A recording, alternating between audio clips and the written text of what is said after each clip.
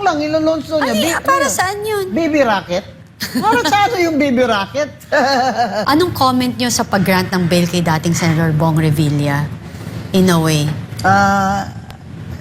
Yung bail, ginrant, nung dalawang justices, ang presiding, hindi naisang-ayon. Kasi, ang pagkaintindi ko na wala namang papel doon na pinirmahan si Senator Bong Revilla. Yung sabi. At hindi naman yan lilipad. 5-3 yan, very low. Walang direct na ano talaga. Walang ebidensya na... Hindi Kasi malakas. ang ebidensya laban dito kay Revilla, di ba si Yusek Bernardo? Oo. Na magsusolid daw siya ng 1 billion. Ibig sabihin, normakit na yan ng 5 billion minimum. Oo. At saka susolid ng 1 billion. Di ba? Diba? So it's just the word of Undersecretary Bernardo of the PWH against Bong Revilla. Yun na yun. Na At tumanggap saka- siya ng pera kay Bernardo. At saka layo naman ng 1 billion sa 500 billion na, ano yan? Oo. Flood control, di ba? Oo, layo. Parang dumilang ng kuko At yan. saka, ang nakakainis talaga, ginagawa pa state witness itong mga DPWH na yun. Oo, grabe yan. Nakakasuka kayo? Ibang Na itong klase. mga magnanakaw na ito sa DPWH, ay siya pang gawin yung state witness. Kaya yan si Secretary Bunuan. Talagang magrarally ako pag na-state witness yan. Yung din. state witness yan, yan naman talaga ang ano Oo. siya na yung pinakataas doon eh. Pwede bang mangyari yung mga flood control na ghost? Ayan yung mga Kalokohan Bernardo, yun naman mga katawan ng mga ito. Di ba? Mahal ng jacket. Mahal ang jacket. Bakit ang tataba ng mga taong ito? Ihin. Hindi, huwag nyo na i-tax. Yun nga Tanggalin nyo na yung VAT na yan. Tigilan na yung total na nanakaw lang yan. Correct. Ano ba? Tsaka yung income tax na yan, ako, sabi ko na noon pa eh. I don't get it, mother. Below Ba't ang 1 million, dami-dami wala na nating income tax. Tayo may pinakamalaking tax, ha? Oo. Diba? 32% ang tax ng Grabe mga naman government yan. employees. Ano Daig ba pa yun? natin yung 5-6 eh. Sobra. Ang 12% VAT sa lahat ng tao na bumibili ng kahit anong gamot, zero VAT na ang gamot para sa lahat. Doon Ayan, mo na lang idalhin sa Pax Silica ang tax. Doon sila mo na lang i-charge. sila i-VAT. Yan. I-VAT mo na lang sila. Kasi dapat may environment tax ka dyan eh. Calling DNR. Oo, Diyan diba? kayo mag-environment tax. Biro mo yung cutting, ingay-ingay pala nun. Oo nga, Nakita ko napanood yun ko eh. sa YouTube. Yung Amerikano na ano siya nung machine niya, nagme-measure siya ng noise. Parang may mga makina na nag-uusap. Diba? Sabi niya, is this Nakakata- like machines talking 24 hours, 7 days a week? Di ba? Diba? Oh, Oo, ako mother, alam mo yung development, improvement. Ano naman ako, supportive ako dyan. Pero sana, meron din silang offer na pang matagalan or panghabang buhay sa mga maaapektuhan nito. I-secure muna nila yung, di ba Ito, sabi may magsasaka, kick out na nila.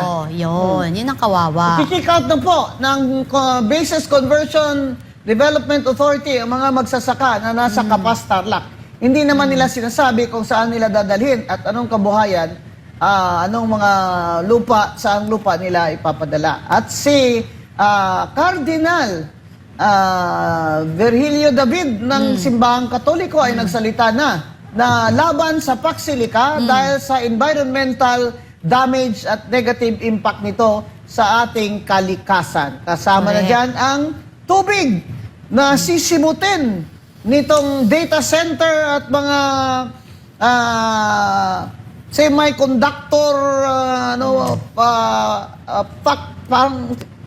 factory. Kasi very hot yan eh. Kailangan ng tubig para mag-cool ng mga yan. Kaya sa Arizona, nakita ko rin kahati. Yung nag-speech yung US Senator doon. Bakit sa Arizona, mga tao, nag-iigib na sila ng pang-flush sa toilet. Saka bumibili na sila ng bottled water for drinking. Nakita ko, latak na. Ayan ba ang gusto niya mangyari dito sa atin? Diyan sa Pilipinas? At hindi lang yan. Sa buong world, buong mundo. More than 60 yung mga data center, majority owned by American companies. kung hindi lang ito ang isang gusto nila. Kung i-transfer nila yung iba maggawa rin sila sa Mindanao, di ubos din yung tubig ng Mindanao doon. Di ba? Oo. At kung ano-ano pang klaseng polusyon. At, dati walang renta, 2 taon na. Kaya Free. nga Alam mo, Mother, nakakabahala in a way. Kasi alam mo yung, di ba tinatawag nila na pinaka-heart ng Pax Silica, yung tinatawag nilang golden node. Ma? Yung golden node, malaki ang ano niyan it's very powerful. It's an immense parang computer connection na talaga namang napakalakas kasi nagko-connect siya from geopolitical and economic. Oh, syempre. At saka in the future, meron military use yung mga microchips na yan, mga semiconductor na yan. Kung military use, hindi ba dapat yung treaty agreement dyan ay dumaan na sa Senado? Kasi ang mga treaty, multilateral agreements between countries, dapat dumaan sa Senado. Yeah. Ako nga, Mother, ang nakikita ko dito, ang pinakamalaking epekto ng pagsali ng Pilipinas sa Pax Silica, yung isang inisyatibo na pinangungunahan ng Amerika para protektahan ang global tech supply chains. Ayun. Iyan ang pagtatayo ng 4,000 hektarya ng economic security zone sa New Clark City na madalas tawagin nga yung sinasabi ko kanina, Mother, Golden Node.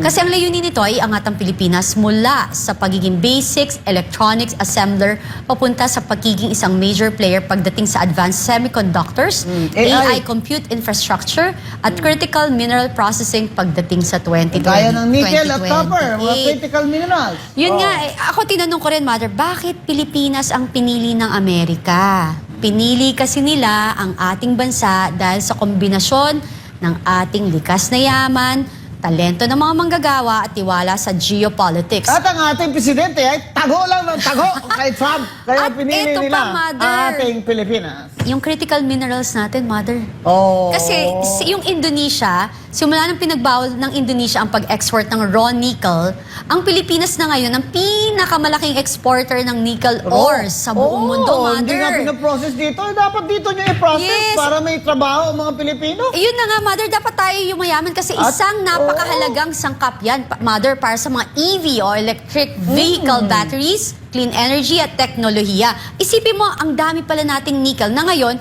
ang technologies papunta sa EV, we have the ingredients. Oo, pero Diba? nandun na sa China, nandun na sa kung saan-saan dyan ng mga semiconductor factories ng US-owned, mga Tas sa atin, libre. Yes, mga kaibabayan. Lagi nyo pong huwag kalimutan na si Bongbong Marcos ay best friend niya talaga ang Amerika. Lalo na ito si Trump. Pero hanggang ngayon ay pabor pa rin siya sa ICC na i-aresto ang mga Senator Bato de la Rosa dito. Kahit na sinabi na ni Trump na yung mga allies natin, dapat wag na silang mag-cooperate dyan sa ICC. At pinadala pa niya si Secretary Rubio dito. Kasi nga, itong Pax Silica na ito, hindi naman to mangyayari na bakit ba Pilipinas ang pinili ng mga ito, di ba? Kasi pinakalapit tayo sa Taiwan eh. Yes. Di ba? At saka, di ba? Oo, tsaka, Mother, kasi subok na sanay na workforce tayo pagdating sa back-end, semiconductor, testing. Yung mga high-end paying jobs ito, Kati, hindi naman ang pupunta sa Pilipino. Kasi mga scientists yung mga kailangan dyan. Mga AI. Siguro, mga Pinoy dyan, yung mga basurero, yung mga tagahugas ng yung mga delikadong mga delikadong trabaho ba na maiinit, ganyan. Pero yun ang come-on nila sa atin, 130,000 daw ng mga Pilipino, mga patrabaho, duda ako dyan. May tinanong ako, ano pa yung comment mo? Bakit kaya talagang tayo, sabi yung strategic alliance nga daw. Kasi yung Pilipinas daw, isang pinagkakatiwalaang treaty ally ng Amerika sa Indo-Pacific, Mother. As usual. Diba? Para, di ba, alam mo yun, kaya nakikita tayong ligtas na lokasyon para ilipat ang mga supply chains palayo sa China. Kasi nga nandun na sa China yung marami. Pero ang epekto naman, Mother, yung magsasaka. Tubig. Kabuhayan at supply ng tubig. Lalo diba? namang electricity, laging ma-brownout dyan sa inyo Grabe sa yan. Angeles, sa Tarlac. Nako, mahirap na mga mayor, gising-gising. Dapat pag-aralan yung mabuti. Mag-hearing kayo dyan, Yes. dyan. Ako, Mother, ang advice ko, especially sa local government, from barangay captain to mayor, dapat you need to learn how to do it properly. You go to abroad. Kunwari, baka meron mga grant ng edukasyon. Kunwari, sa China. Sa China talaga. 'Di ba? Or sa other countries na you need to learn before natin pasukin. Wala pong problema na mag-develop or ma-improve ang ating kapaligiran. Oo. Pero ang problema is ano ang magiging epekto nito sa kabuhayan ng inyong kapwa Pilipino dyan sa lugar na pagtatayuan ng Paxilica. Dahil ngayon may oposisyon na, lalo na, Cardinal Vidal, ng Simbahang Katoliko. Yeah. Abay, dapat may public hearing na dyan sa mga LGU na ang DNR at ang Basis Conversion Development Authority ay mag-present na ng ano bang Paxilica, ano ang mga pros, ano ang mga cons ito at pakinggan ang mga argumento kontra para naman po mulat ang mata ng mga mayor bago nila ito tanggapin ng Yes. buong puso na wala namang pakinabang ang kanilang mga bayan at ang kanilang mga mamamayan. Yan Dapat po full ang problema. transparency, Mother. Full transparency ng magiging side effect, anong magiging solusyon, at ano rin ang kapalit na kabuhayan sa mga magiging maapektuhan. Walang renta Oo. for Yeah. 2 years. Ba't naman walang renta? Tatayo nga kayo dyan, walang renta. Saka yung construction nyo dyan, ilan ng Pilipinong ipa-employ nyo dyan sa construction? Dapat klaro-klaro tayo. Di ba? At saka, siyempre, ang sasabihin nila, mga negosyo dyan sa loob, parang military base ang labas. Yes, no? oo, ganun na rin. Oo, Ganun diba? na rin. Parang, kung may capacity ho yan for military use someday, dapat po bisitahin uli ang konstitusyon dahil pinagbabawal na mga military bases ever Correct. since the 1987 konstitusyon. Kaya, ito pong Paxilica, wag ho nating tanggapin basta-basta na lang na hindi tayo nagsusuri. At Correct. BBM, mag-transparent ka naman at panigan mo naman ang mga Pilipino. Bakit naman walang tax? At saka pag nag-export tax sila, magkano export tax nila? On what? Kasi baka kailangan amendahin na yung tax laws natin, hindi ba? Correct. Pero budol na naman to Nakakatakot talaga to si BBM Kasi in 23 months, kung anong pinag-iisip nito, may mga rocket ship. Hindi nakakalungkot kasi we are so, Nuclear plant. di ba, mag-ed ka, tapos yung Paxilica, tapos sinampal tayo ng 12.5% na tariff tax. Parang, So, ano nangyari, to? di ba? parang hindi pa ba ito klaro sa kanya? Hindi pa ba obvious ito na ang tingin sa kanya ng Amerika at ni Trump ay lamang? Napakababa naman ang tingin ng mga ito sa atin. Hindi kaya, Mother, dinideal kasi niya yung pera nila doon. Yun ang hindi ko alam. Baka may pera pa ba siya naiwan doon? Meron Oo, di ba? May Meron, mga di ba? kaso pa doon. Oo, meron. Gusto ni BBM na mag-iwan ng legacy. Nagsabi pa nga si Auntie Claire na malulungkot daw si BBM kung ang kanyang mga sinimulan na proyekto ay hindi masundan o ma-continue ng sunod na administration. Aba, gumaganda si Auntie Claire. Sa filter. Baka kumikinis Baka may filter. Kumikinis Oo. Malulungkot daw. Bakit kami malulungkot? Ano bang legacy mo? Wala ka naman legacy na iwan Ano dito. ba yung kundi project? Corruption. The worst corruption. The highest inflation. The highest debt. The highest corruption in Asia, corruption index ay number 33 ba yun? Sa 100? Grabe. Correct. Highest unemployment, highest inflation, lowest peso to dollar exchange. Ano naman ang legacy, Auntie Claire, Oo. na dapat ay ipatuloy? Dapat nga ang gusto ng tao ngayon ay ma-reforma niya, palitan na yung mga ganyan. Correct. Kaya wag nyo na siguro kaming drama-dramahan ng ganyan. Kasi hindi naman uuto-uto mga Pilipino ngayon, gutom na eh. At saka sa self-proclaim, di ba? Natatawa ako, meron mga nagpo-post yung mga ano nila na ang Davao daw ay zero billing na. Eh, mantagal na zero billing ang Davao. Tsaka bakit sinasabi ng BBM sa zona yon? Oo, Siya ba mayor ng Davao? yun na nga. Okay lang sana kung sabihin mo ginawa mong project yan in the last 3 years na Correct. yung mga hospital sa Davao. Kaya, wala ka na. Ngayon ka Pati lang. yung housing, eh, hindi naman siya gawa. Diyos Ang ko. hirap talaga, BBM, na gustuhin man ng mga kakampi mo, ay wala naman silang masabi na mga legacy project mo. At itong Pac Silica na ito at iyong mga rocket ship at nuclear plant ay lalong ilalagay tayo sa risgo. Oo. Lalong ilalagay tayo sa anong tawag doon? Delikado ba? Oo. Danger. Magiging target tayo. Oo, Magiging geopolitical target tayo, Yun. Mother. Pag may conflict na naman po, ay o kaya digmaan, God forbid, ay mauna na naman titirahin ng Pilipinas. Oo. Dahil dyan sa mga yung Pac Silica, mga EDCA, mga nawala naman tayong nakuha dyan. At saka, Mother, alam mo, nakakagulat lang kasi na talagang wala siya, when you watch him, talagang wala siyang alam kung ano yung sinasabi sa kanya, yung sasabihin niya, kaya siya napapaya.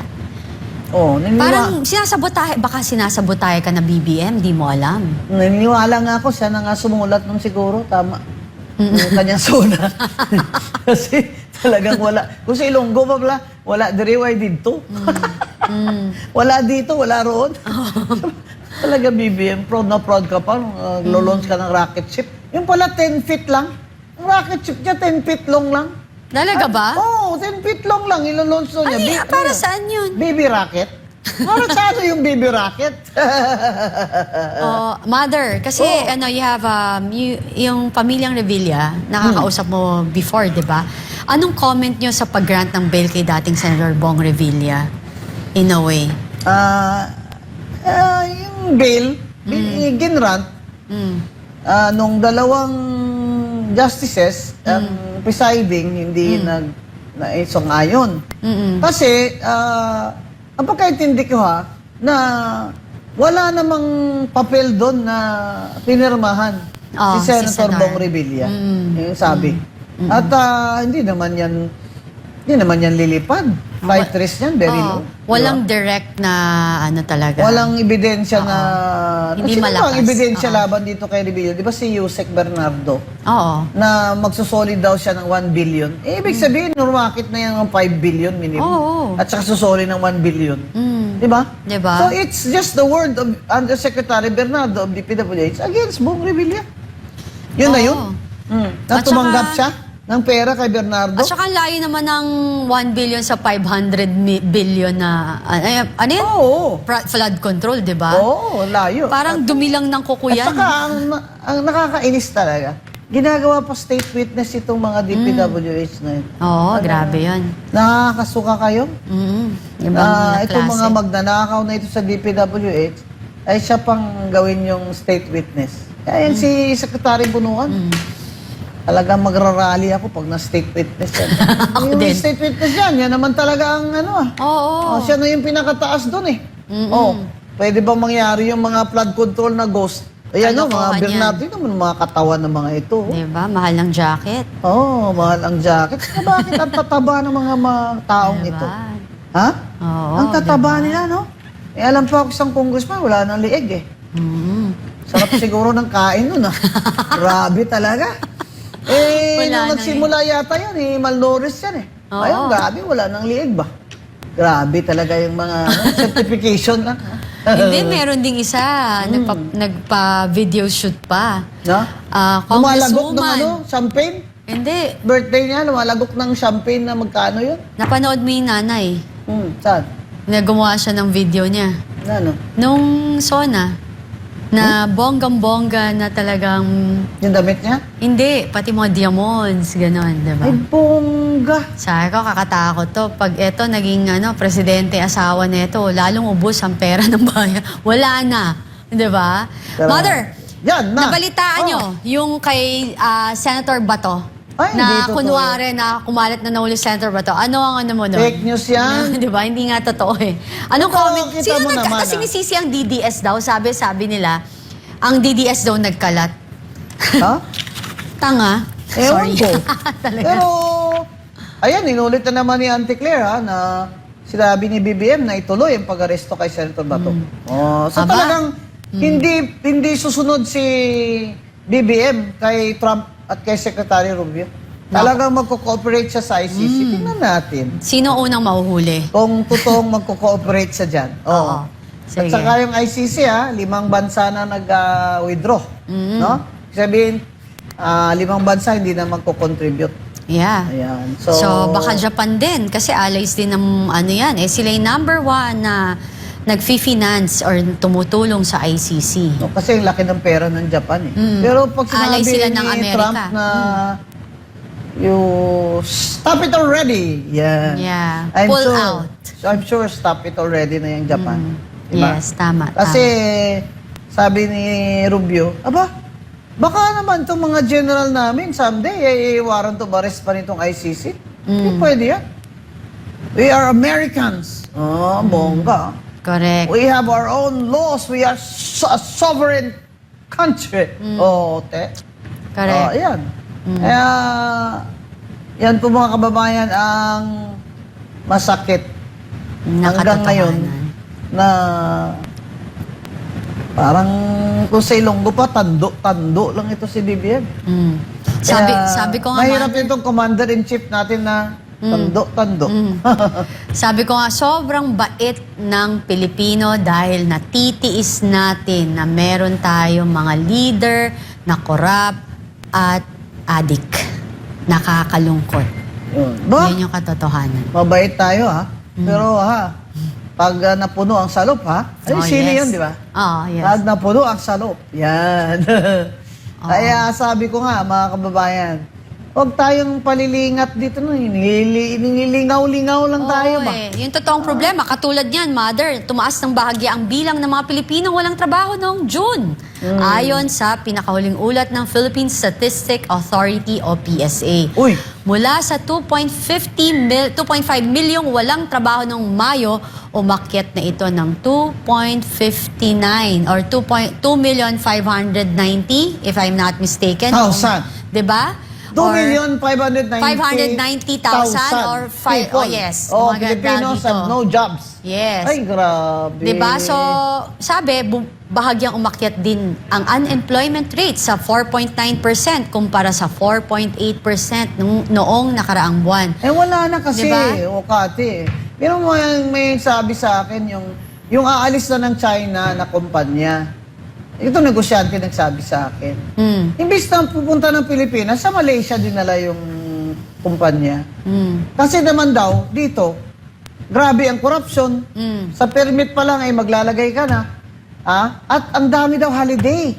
Yeah. Puro Totoo. holiday. Puro holiday. Kaya Lugi sila. wala na silang productivity. Wala na. At saka, kumpara daw dun sa Malaysia, mas industrious daw. Masipag daw ang mga Malaysians kaysa Pilipino. Ang bihira naman, Pag bigyan kayo ng trabaho, itodo nyo naman. Correct. Huwag yung, alam mo, napansin ko yan, Kati. Yung mga nagbabantay ng kung ano-ano, magkukwentuhan muna. Yun na nga lang Ibang bansa, hindi nagkukwentuhan yung taga-bantay. Pero Mother, ang weird kasi sa kabila raw noon, nadagdagan naman ang bilang ng mga may trabaho. Umabot sa 50.66 milyong Pilipino ang may trabaho noong June mula sa 49.63 milyon noong May. Gayunman, bahagyang bumaba ang employment rate sa 95.1% mula sa 95.2%. Mas marami rin ang naging bahagi ng labor force o mga Pilipinong may trabaho o aktibong naghahanap ng trabaho. Umakyat ito sa 53.25 million, katumbas ng 65.1% labor force participation rate. Mula sa 52.13 million o 63.8% noong May. Pero samantala, tumaas din ang bilang ng mga underemployed o mga may trabaho, ngunit naghahanap pa ng dagdag sa oras o Yung karagdagang pagkakakitaan. Umabot ito sa 6.11 million mula sa 6.04 million. Ngunit bagyang bumaba ang underemployment rate sa 12.1% mula sa 12.2% noong nakaraang buwan. Ano kaya ang ipinahihiwatig ng bilang na ito? Sabi nila, ang dagdag Diba? ng participation sa labor force ay dumami yung tao. Actually, hindi Dumami nagtatali. ang tao na Oo. naging labor Yeah. force age. Makyat na sila doon sa age na pwede na sila magtrabaho. Trabaho. Yun, kaya dumami yung napaparticipate Yes. sa labor force. Hindi ibig sabihin na dumami yung napatrabaho. Maraming Kasi napilitang magtrabaho kahit bata pa. At overtime, at part-time. Dahil mahirap ang buhay. Yes. Yun. Pumasok na sila doon sa labor force dahil patay na sa gutom eh. No, kasi mother, yung wage yung sweldo ng bawat Pilipino ay hindi na sapat sa taas ng bilihin O, natin. ito pa, yung wage rate. Ano ba yan? 85 pesos. Nag-TRO pala ang isang RTC dyan. Nako, galit na galit yung mga kaliwa. Kasi, course. bakit naman daw sa 85 pesos a day, hinihinto pa. Ang sabi naman ng mga mga negosyo, alam nyo, maganda sana yan kung maganda ang negosyo. Hindi naman maganda ang negosyo. Pag tinaas ang wage, sabi nila, mapipilitan naman kami na pag na-short naman kami sa panweldo, mag-layoff din Magbabawas. kami. Oo. Ayun. Tatanggal. Ang sakit talaga ng problema ni BBM, ano? Grabe, Kasi no? BBM, ang solusyon talaga dyan, ay maghanap ka ng trabaho para sa mga Pilipino. Mm. Jobs talaga important Jobs. dyan. Importante jobs. Pababain mo. Gawa mo ng paraan. Paano bumaba ang bilihin. O, hindi, huwag nyo na i-tax. Yun nga Tanggalin nyo na yung VAT na yan. Tigilan na yung total na nanakaw lang yan. Correct. Ano ba? Tsaka yung income tax na yan, ako, sabi ko na noon pa eh. I don't get it, mother. Below Ba't ang 1 million, dami-dami wala na nating income tax. Tayo may pinakamalaking tax, ha? Oo. Diba? 32% ang tax ng Grabe mga naman government yan. employees. Ano Daig ba pa yun? natin yung 5-6 eh. Sobra. Sobra Diba? na. Okay naman daw, sabi ni... May nagsabi na economist na pag ginabaan mo naman yung mga income tax, dapat yung wealth tax naman itaas mo. Yan. Ibig sabihin yung importation ng mga mamahaling kotse, importation ng mga luxury goods and bags, mga diamonds and forever, kanyan. Itaas ang mga taxes dyan sa mga luxury goods. At ibaba. Sa akin proposal ko talaga, sa gamot, zero VAT na, lahat. PWD ka o hindi man, senior o hindi, lahat na. Kasi hindi naman tayo kayang ipagamot ng gobyerno nating magnanakaw. Kaya, zero VAT na. Huwag na kolektahin ng BIR yung VAT sa gamot. Lahat ng klaseng gamot. Correct. Yan. Sana makinig naman si BBM para pasalamatan ko naman siya sa aking Facebook. Di ba? Malay mo, magising siya. Ginising siya ni Ant-Man. At nagising Oo siya nga. uli. Sabi Kasi niya, si "Ay, Ant-Man din naman ang sa kanya. Nagumising sa kanya. Diba? Naging reason kung bakit siya Nagpatakbo. tumakbo. Nag-inspire sa kanyang patakbong presidente Correct. si Ant-Man. Baka naman magising siya kay Ant-Man. Boss. Zero bat mo na yung lahat ng gamot Oo. para sa lahat. Tulungan para mo ang naman Pilipino. palakpakan ka Yan. namin bago ka mag-retire. Yan. Exactly. Huwag naman sabihin ni BBM na wala na tayong sinabing maganda. Oo. Meron naman tayong sinasabing maganda kung gawin niya. Exactly. Yan. Kung matutulungan niya, pupurihin natin. Diba? Pero kung hindi, nanakawin lang nila yung tax natin, bak, mahirap yun. hirap naman, pinipilit nyo naman kami dyan sa tax, tapos tinanakaw nyo eh. Walang Yan kasi pakinabang. daw, sabi nung ekonomista, yung si Cora Guidote, na kaya daw ayaw nilang tanggalin yung VAT sa gasolina at excise tax. Dahil meron palang quota sila dyan. Na kailangan makakolekta sila ng ganito karaming tax, pasok sa unprogram funds, o kaya para makautang siya uli. Kumbaga, ito yung niya, yung parang guarantee ba? Oo. Sa mga utangan niya, na Yes. makakabayad siya. Kasi- dahil nakakolekta siya ng ganyan. Di ba? Grabe, ninanakawan na tayo. Sa atin pa rin pinambabayad yung inuutang. Grabe to. Ginigisa tayo Sa sarili sariling nating mantika. 'di ba? Oh, eto nga, 'di ba? Merong lumabas na survey, bahagyang lumiit ang lamang ni Vice President Sara Duterte kay Naga City Mayor Leni Robredo sa pinakahuling hypothetical one-on-one presidential matchup na isinagawa ng Okta Research Ano Mother. yung Okta Research na yan? Sino ba may-ari niyan? Well, mamaya, batay sa survey na isinagawa mula Hulyo, July 4 hanggang July 11, di ba? Kahit na mga aling survey dyan, si VP Sara pa rin ang leading. Exactly, mataas ka pa rin. Sabi Pero nga, binabangga nila si Mayor Leni Robredo kasi parang para makuha nila yung kakamping votes saka yung mga Marcos loyalist votes. Kung sabi ni Risa Ontiveros, pag yan ay mag-unity, ayun, unity na naman sila. Mother, may narinig ako. Nanalo sila. Pero ang gusto ni Risa Ontiveros, isa lang ang kandidato at sana siya yun. Oo nga, pero Mother, may narinig ako. Kasi meron daw minsan, kaya ayaw din daw talagang tumakbo ni BP Leni Robredo na, kasi meron daw one time, parang nagkaroon daw siya na accident before. Nagkaroon siya ng Anong buhay pa yun si Mayor Jessie? Kaibigan ko talaga yun si Mayor Jessie. Sabay kami nag-mayor noon. Lagi kami magkasama sa mga seminar. Binangga sila ng truck from behind. Oh. Kaya nagka-whiplash. Oh, sila. okay. Kaya matagal siyang hindi parang hindi muna nagtrabaho, nag-practice si Lenny noon. Pero I think naman it makes sense na ituloy niya na lang ang pagka-mayor sa Naga. Kasi ang dami pa namang kailangan gawin doon. Yung mga addict doon, dumadami na. Sabi niya, di ba? Oh. Saka, well, Naga City is, how much is the income? Pero how many people are still poor in Naga City? Yes, correct. Tsaka yun talaga naman ang legacy nila ni Jessie. So, yung mga nagsusulsol dyan kay Mayor Leni Robredo na tumakbo, nag-hope naman sila na baka makantahan ni BBM na siya ang magiging kandidato ni BBM. It's a free country, di ba? Pero hindi naman nadadala sa maleta yun, si Leni Robredo. BBM, hindi man daandar yung maleta diplomacy mo dyan kay Leni Robredo. Hindi ako maniniwala. Yeah. So, Mother, sa totoo lang, ang tanong ng bayan, katotohanan ba ang hinahanap natin o kapangyarihan? Naku, at sa huli, ang pinakamahalagang tanong, Sa totoo lang, sino ang tunay na pinaglilingkuran ng politika?